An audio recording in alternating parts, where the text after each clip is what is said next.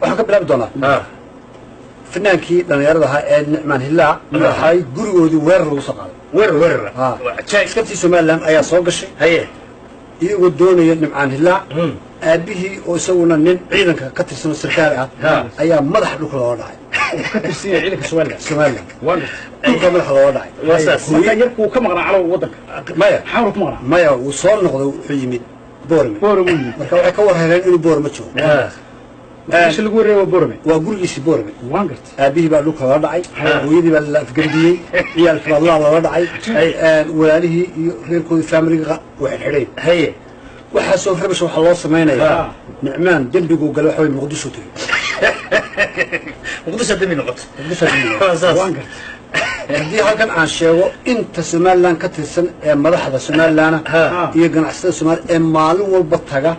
haddii ilaahay ku reeyay muqdisho ka bixi mayno maanta hadda exaample baan doonaya siiyo sababta ilaahay hadda ciyaalka yar ee heesa loo ereynayo oo sharciga loogu abaalgaranayo ma garanayo waayahay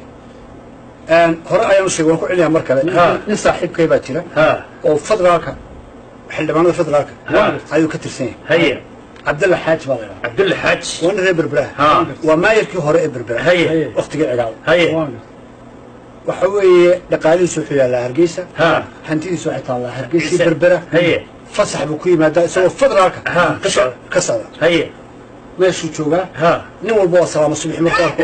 dawladdu u tagaa xafiisyadeeda madaxtooyadu soo salaamaa war waa ninkii reer muqdisho cabdalla soo fursan baa isagoo majeegaanta calow waa reer berbera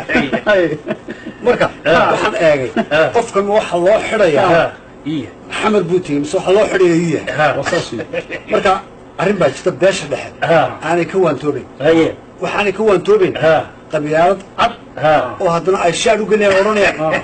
anagu qabyaalad maana jeedina waxaan u jeednay marka bal kala saaren nicmaanna xamar buu ka soo heesayey waa taa lagu xidhay siyaasina maaha cabdalla xaajina maalin walba wuxuu la taagan yahay midnimada soomaaliya waa muqadas somalilan go'i kartaa ma jirto waana xildhibaan haddana diyaarada soo fula u yimaadaan labadaa nin waxa lagu kala saaray waa qabyaalad sharcigu wuxuu horqabtaa ninka ka yimaado boorame ninka ka yimaado laascaanood ninka ka yimaado haddii la gaabo sharcigu wuu qabanaya